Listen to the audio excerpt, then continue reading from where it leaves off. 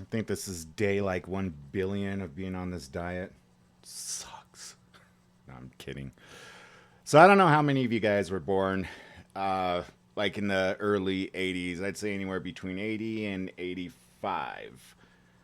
You grew up probably in the era of gangsta rap. I don't know what you call rap nowadays. I don't listen to it. I haven't, yeah. I'll admit I haven't given anything much of a chance besides maybe Eminem, and even back in the day, I wasn't like even like really an Eminem fan. Like I had seen because at the time I had gotten in the industry around the same time that he blew up. You know, he started, and of course our paths were dramatically different. He's an artist, I'm not. But like being an A&R rep, I remember specifically the first record label I worked for was so shitty that I remember the producer wanting to what we did essentially. So there used to be two radio stations out here in Colorado back in the early 2000s. One was 93.3 and the other one was 104.3, which is the more popular of the two. Now I think it's 107.5 unless they changed it again, I don't know. 93.3 was the competitor back in the day, and now 93.3 is no longer around. However, here at the young age of 20 years old, I put together a rap battle contest that is going to be aired live. So you got to make sure that every single act is not going to cuss, which you cannot control some people when they're in that flow, in that mood. You know what? I forgot to do this. I always do this. Black screen. Come on, Cisco. Get your shit together. So, I think you guys just seen the title here. This is what this is going to be about, but I'm getting to a point. You cannot contain what somebody is going to say, and thankfully, nobody cursed. Guitar Center at the time, they did an endorsement for us. So they like provided all the mics and equipment and all that. Uh, the club that we went to, it used to be an 18 and over club. And like a dummy, none of us even it falls on me. I will take the blame for it because it's a 21 and over. But when we got there, of course, you know, the owner, the bigwig, not the producer, but the bigwig, takes us all out, you know, to eat. Fucking covers a $11,000, $12,000 bill like if it was nothing. And we show up in a limo, and the line is around the block, but I notice, oh shit, they're under 21. And for the first 45 minutes to an hour, the place, you know, it wasn't at capacity, but the owner even noticed, gets mad at me, and I'm like, this was my first go around with this. I will learn from these mistakes. I said, but, and he didn't even know that I was underage.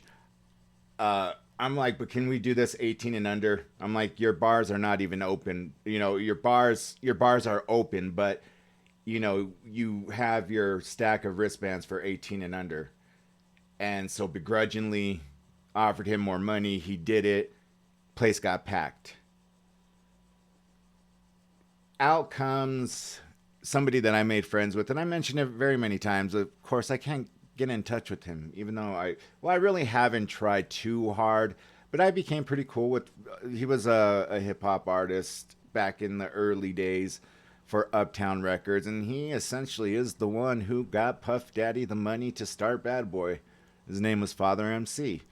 Some of you guys might remember him, some of you guys might not, but he essentially, yeah, got Puff Daddy to where he was, and then Puff Daddy just fucking, you know, did him wrong. Um, so him and I got to be real cool. You know, he'd always be like, "What's up, Cisco? You know, where's the Hennessy at?" Loved Hennessy. So I was always having to hide the bottle of Hennessy, bottles of Hennessy. Whenever they had parties, you know, at the record label, I was responsible for that shit. I'm like, why the hell are you putting me responsible for this? I would tell the producer, I'm like, these are your boys. But him and I became, close and everything, and kind of lost touch and all that. And I've tried to reach out a couple times, but I don't, I seriously doubt. This was 20 some years ago. We hadn't stayed in touch that much.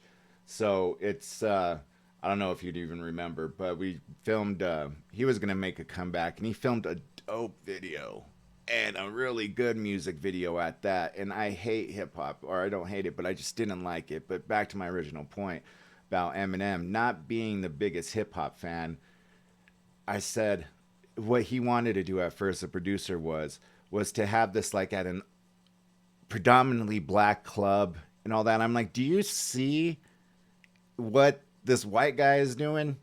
I'm like, it's kind of hard not to point out, you know, the same way.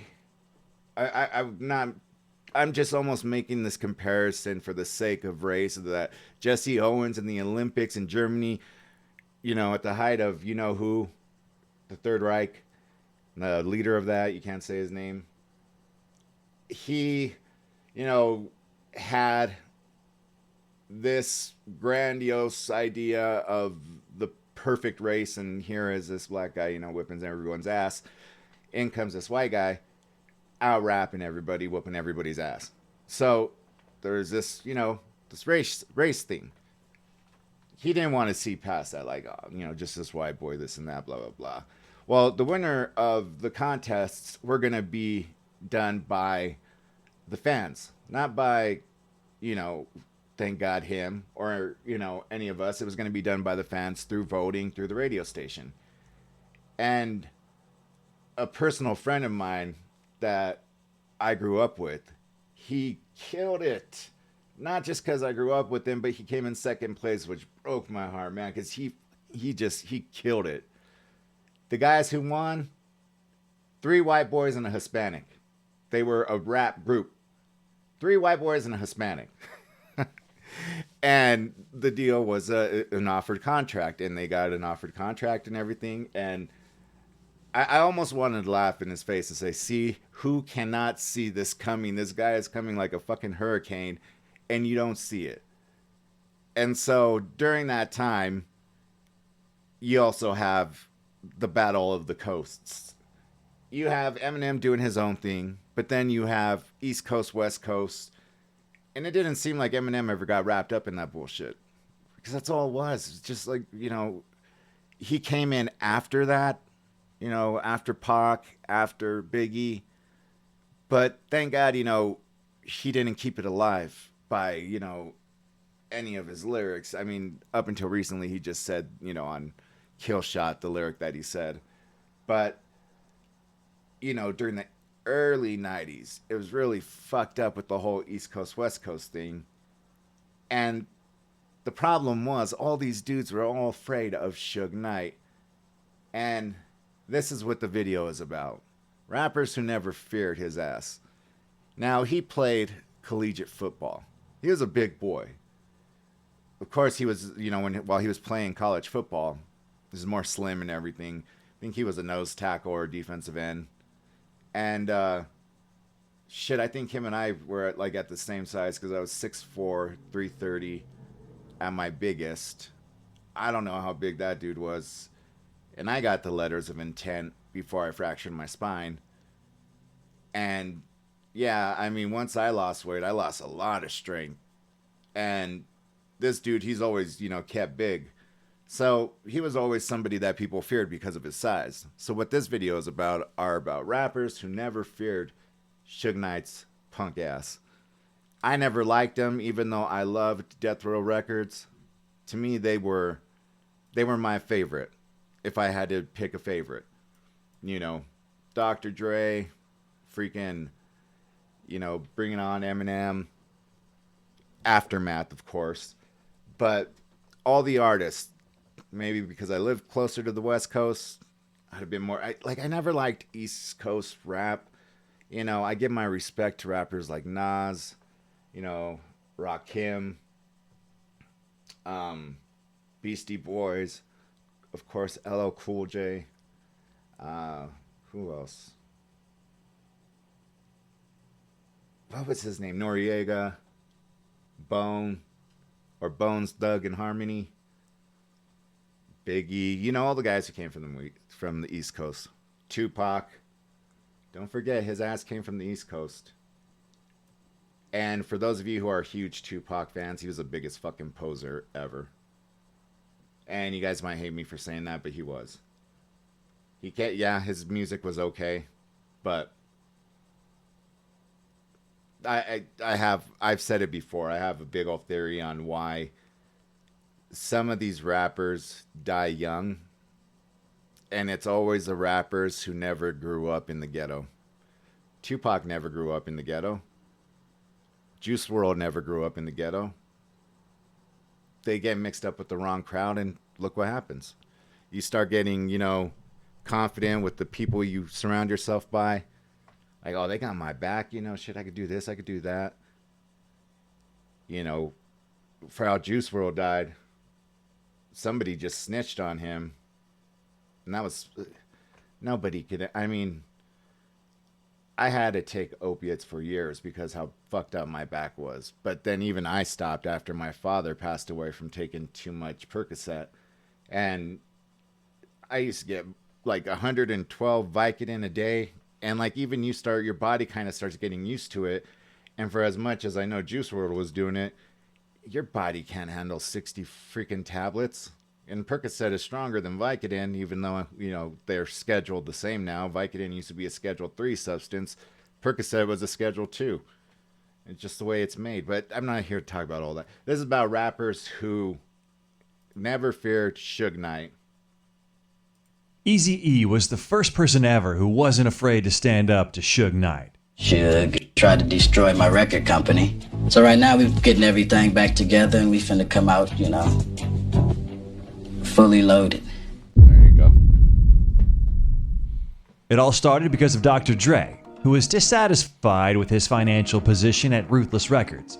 It is reported that Dr. Dre scheduled a meeting with Eazy, but never showed up to the meeting at all. Instead, Suge Knight showed up, threatening the member of NWA. Dre wasn't there. Oh, Dre wasn't there at all? Nah. Dre set it up, though. Did Eazy get beat up like the movie show? Nah, hell no. No. They didn't touch him. Keefy D said that Eazy had all the Compton Crips behind him. Of and course. Suge wouldn't touch him. Of course.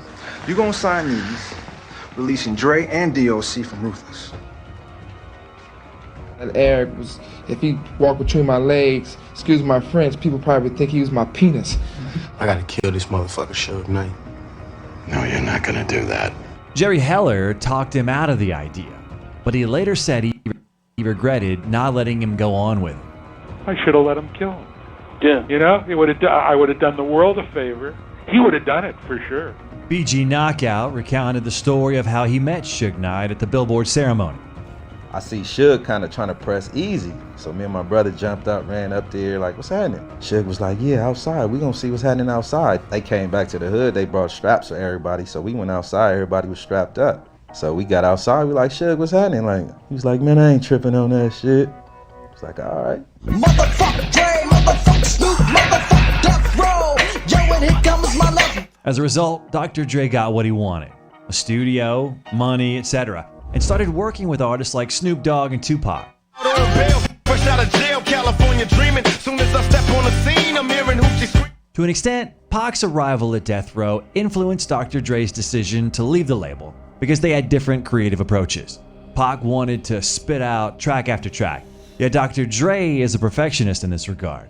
Aside from that, Dre didn't like the environment at Death Row, which was quite tense at the time, as was shown in the movie. And y'all ain't here acting like y'all on motherfucking vacation. I got Pac in the next motherfucking room. Grinding, man. Working. Dr. Dre made the decision to leave Death Row, and since he didn't want any conflicts, he agreed to leave with empty pockets and create his own label called Aftermath. I said, Jimmy, when you want him, he can go with you, but he has to leave with the shirt on his back. At the end of the day, everybody knows Dre's a hump. One particular story was recounted in the documentary The Death Row Chronicles. Dre took those masters with him, and Suge was really pissed off. Suge tried to intimidate the producer, but nothing came of it. Suge Knight was angered by the success of Aftermath. When Dre was at the height of what he was doing at Aftermath, he just really was so focused on, fuck him. But later, another reason became known as to why Dre decided to leave.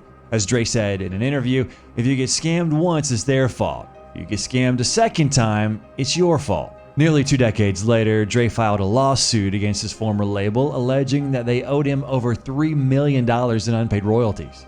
Legal documents alluded that Dre believed there to be a discrepancy in the payments he received from Death Row Records, and that they'd yet to honor a bonus from records sold while the label was in bankruptcy. Now, let's move on to Snoop Dogg. The beef between Pac and Biggie was in full swing, and Tupac and Suge didn't like that Snoop was still hanging out with the guys from Bad Boy Records. Snoop recounted how they were once on a flight and no one spoke to him. I was having conversations and doing all kinds of things, saying nothing to me. Pac, you going to Vegas to the fight? I said, Then came the day that changed everything for Tupac and for Death Row as well. Tupac was killed, and Snoop fell deep into depression, not knowing what would happen next. He did, however, understand that this shit needed to end. And generally speaking, he was just advocating for peace. In 1996, Knight was in jail for violating his parole during a shooting in Las Vegas. Snoop wanted to end the conflict with Bad Boy Records and wanted to ask Suge what he thought about it. Fuck the bitch ass niggas. That's the word I got back. So it made me feel like fucked up, because it's like, you see me trying to reach out and show love, and this the message that you seen. After that, Snoop had to hire security to protect him from Suge, as he was trying to kill him. he wanted action when I was in the blind, when I didn't have no help, when I didn't have no team, and when he could stack a team. I was working against the devil, and through the grace of God, Master P called Suge and tried to solve the issue, saying that he wasn't afraid. What you want? Solved the issue, saying that he wasn't afraid.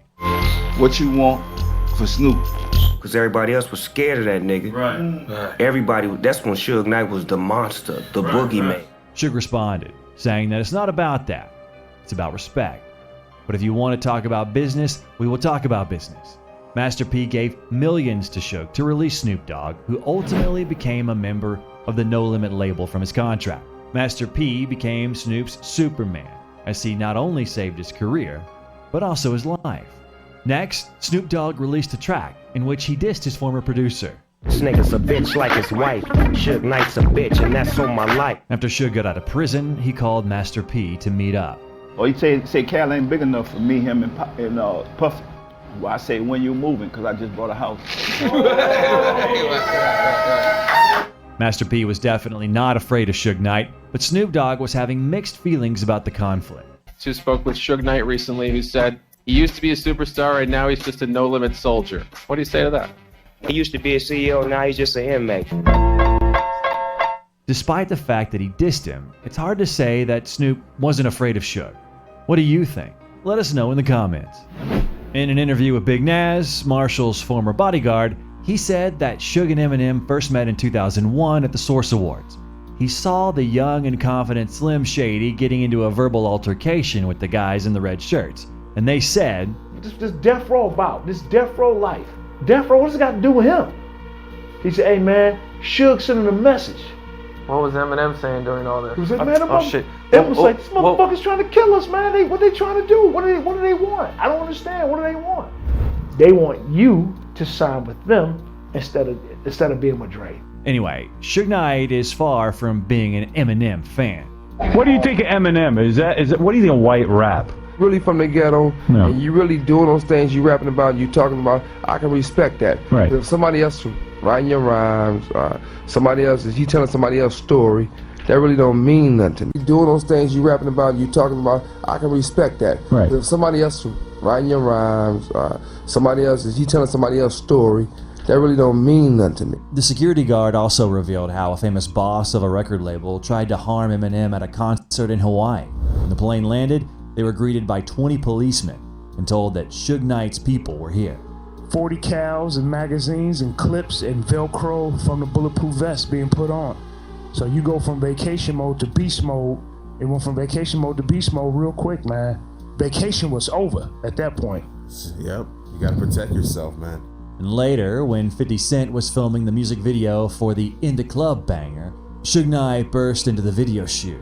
Suge came in with 30 Mexicans, like you said. There you go. which is weird. It was like, Suge's outside. Suge's outside. Everybody like, shit. It was running, dropping shit. Like, man, everybody going, I'm in front of the camera like this. 50 was like, what's up, man? What you want to do? And bang him. And Suge looked at him, and he took a puff of his cigar, and he blew it out, and he did like this, and they left. Eminem came back with the vest. Yeah, Eminem was outside with him. Shout out to Eminem. Dre wasn't outside, 50 wasn't outside, but Eminem was outside. Sometime later at the Vibe Awards, Suge Knight was with Irv Gotti, with whom 50 also has a conflict. Tony Yayo recounted what his friend did. And 50, being the genius he is, told James Cruz go buy 15 knives. In 2004, The Game and Suge Knight clash. As The Game recalls the incident, "I've been face to face with Suge with guns drawn on both sides," said the Born to Rap artist on Power 106 FM in Los Angeles. "Suge rolled up on me one time after the Vibe Awards after party with like 60 gangsters. He wanted to press for something I said in my song about him, which I said it because I'm from Compton. I'm really from Compton, and I felt like Death Row and Suge and that whole era took so many lives that didn't get mentioned in the city. A couple of those was friends and big homies. So I said a few things about Suge that he didn't like, and they rolled up on me. I drew my gun on all of them, and I held my own. And from that day forward, it was nothing but respect with Suge. Has Suge ever gotten punched in the face? Yes, that also happened. Generally speaking, Suge was representing a producer. His name is Detail, and Suge said that Akon owed Detail money. Akon was like, no, it's not really that black and white. There's more to it. And he explains that Detail was signing Akon. But when Akon signed with Detail, Detail was still working with Ray J. And Ray J was working with Suge. Suge told Akon, since you've signed with Detail, you should know that he owes Ray J $25K. Akon called Ray J to make sure this was right, and when it was confirmed, Akon told Ray J that when the next Akon album produced by Detail will be released, all the sales profits will go straight to Ray J until the debt is covered. So Ray J will get his $25K from Akon's sales. Everyone was in on this agreement, Suge included. But like a month later, Suge approached Akon in the club, demanding the money. This obviously weirded out Akon as he reminded Suge of the agreement. Suge agreed again, but he added a new detail. He said, Ray J and I are 50-50 partners. Why don't you just directly pay me from the album sales, and I'll pay Ray J his part? Akon refused. He said, no, I'll pay Ray J because we owe him money, not you. Ray J can pay you your cut of the money, not me. All was cool until like a month later when Suge approached Akon again in a club. He was drunk and asked for the money again. Akon made fun of him and was like, are you broke? Why are you insisting on getting like 12.5? Suge denied being broke, but said that the way things work in this business is that you need fast money. You can't wait so long to be paid your debt. Akon said he'll see what he can do and how he can speed up the process. That following week, I'm throwing this huge party at the W. Yo, Con, we good? I said, yeah, we good, nigga. What y'all want to drink, whatever, just, He said, no, with that, I'm talking about with the money. I said, God damn, Suge, really? 12,500. We at party, nigga, we party. Akon said that he would not receive money today, but everything would soon be resolved. As a result, Suge told him this. He said something about I have to pay a toll when I come to LA and that my mom won't be able to come to LA. Ooh, fuck you. Next, Akon's then manager, Robert Ja Carnes Jr. intervened, telling Suge to calm down and that he would get his money. But if Knight wants to settle this with a fight, then they can do it right now.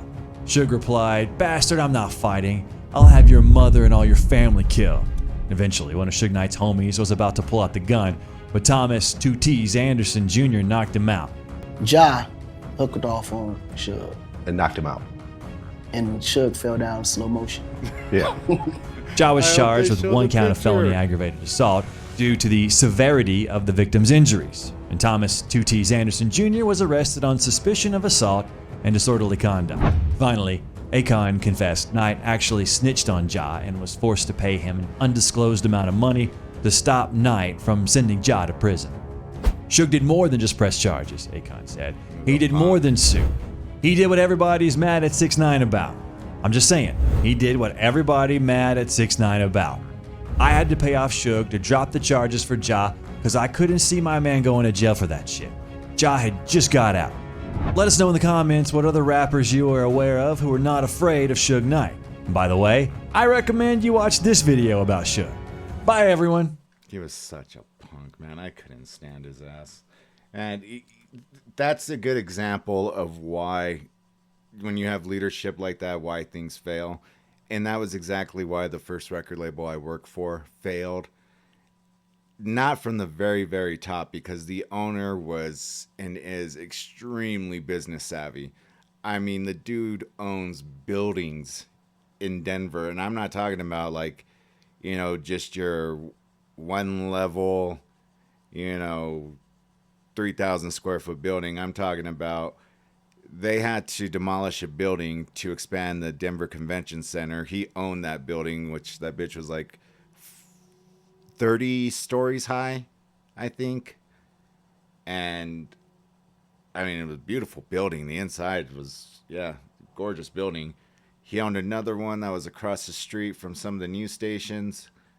And I think he kind of got out of it. I mean, he has enough money to fucking be retired several lifetimes over. But he would have ran it. Like, if they left it in his hands, he would have ran it perfectly. But he allowed this producer to run it, and this producer just ran it straight into the fucking ground.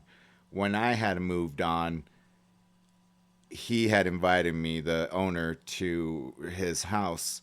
He used to have this, it almost looked like a miniature indoor stadium when you go there, but it's for rich people shit, where they do what's called dressage, where they dance horses, and, you know, the horses skip and do all that stuff. And asked if I wanted to run it. I was like, well, shit, I've been the one running it this whole time. Whenever, you know, something good has happened, this other fucker has been the one to, you know, knock everything down and fuck up everything we're trying to do. Never got the call back, so I was like, then, you know, then I'm moving on. And that was that. Never heard from them again. I tried reaching out to him a couple years ago, like 3-4 years ago, to the owner, but he moved out of Colorado. Never got a call back, so I'm just like, oh, well, you know, screw it. Not trying to start up a new record label or anything, but just trying to ask, you know, if he had because that dude got caught, the producer got caught embezzling money. And, yeah, just totally fucked up so many people's dreams. And I was devastated when I left. I was like, man, this could have became something special. And you don't know how badly you fucked up. And I just left. And he didn't know that I had something else lined up. And then here I get to see, you know, it's probably the first time in my life, and I know it sounds petty, but the first time in my life that I was happy to actually see somebody fucking take a fall. Because this dude thought he was God's gift to the world. And some of the shit that he pulled, you know, was just unreal. So yeah, the music industry as a whole is something else, you know. It may not be the East Coast, West Coast shit that there used to be, but the music industry as a whole is... The one thing that I will say that is absolutely true that the producer said is, you know, it's a fucking cutthroat industry. It's dog eat dog. And that's exactly what the music industry is. Now, somebody's always looking to get over you. And no matter how nice they are to your face... You know, I like to say that I was raised with ethics. I was in a position that I was in because I was good at it. But I didn't try to fuck people over to get where I got. But I'm just glad. I'm just glad that the whole rap scene moved on from this bullshit. I just don't know what it sounds like today. I've kind of heard about this 6ix9ine guy, but I don't... Yeah. I mean, that's far removed from the type of rappers that, you know, we grew up with, so I don't even know what it's about. Anyways, though, drop me a line if you remember all this stuff from back in the day. This is your first time here, feel free to like and subscribe if you like it. Feel free to leave me a comment. I do have an Instagram and Twitter, though I'm rarely on it. Feel free to follow me on that. I will start posting like upcoming videos and stuff like that. But yeah, just trying to move that subscriber count up. It's been stuck in the same spot that it has been for the last month or so. So Just trying to hit the right chord here as we go along, but we'll get there. Anyways, thank you guys to all my loyal subscribers. I appreciate you all more than you'll ever know. And I hope you guys have a wonderful rest of your day, and I will be back here pretty soon with another video. I'm out.